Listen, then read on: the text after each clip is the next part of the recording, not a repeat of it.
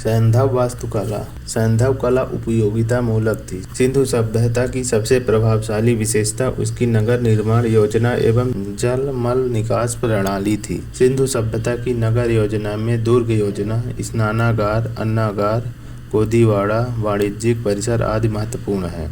हड़प्पा सभ्यता के समस्त नगर आयताकार खंड में विभाजित थे, जहां सड़कें एक दूसरे को समकोण पर काटती थी। इसे ग्रिड प्लानिंग कहा जाता है। हड़प्पा सभ्यता के नगरीय क्षेत्र के दो हिस्से थे, पश्चिमी टीला और पूर्वी टीला।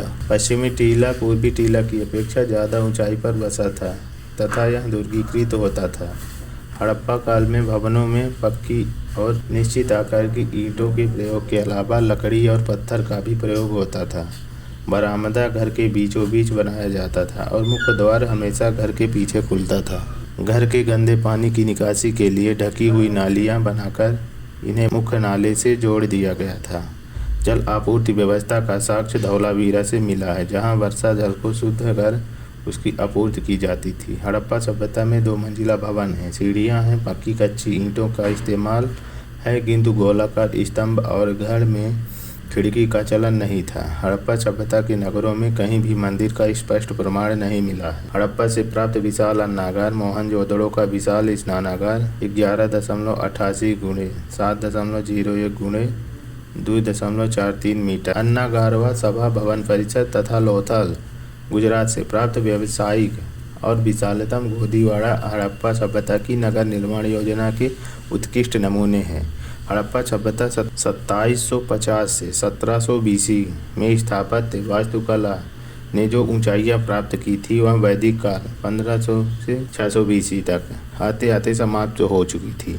अतः वैदिक काल स्थापत्य कला की दृष्टि से हास्य का काल था। वैदिकोत्तर काल के 2 महत्वपूर्ण अवशेष हैं। बिहार में राजगृह शहर की किलाबंदी 6वीं 5वीं ईसा पूर्व तथा प्राचीन कलिंग नगर की किलाबंदी राजधानी ईसा पूर्व 2 से 1 शताब्दी। राजगृह में एक पत्थर के ऊपर दूसरे पत्थर रखे गए हैं, जबकि शिशुपालगढ़ में बड़े बड़े पत्थरों से किले का प्रवेश द्वार बनाया गया, जिसे कब्जों पर हिलने वाले दरवाजों की सहायता से बंद किया जा सकता था।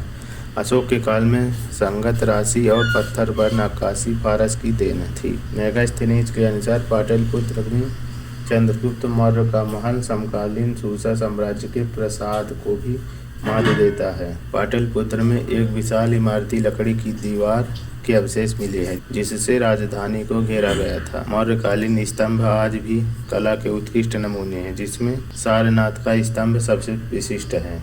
इन स्तंभों पर एक खास तरह की पॉलिश की गई थी, जिससे इनकी चमक धातुदेशी हो गई, किंतु पॉलिश की यह कला समय के साथ लुप्त हो गई।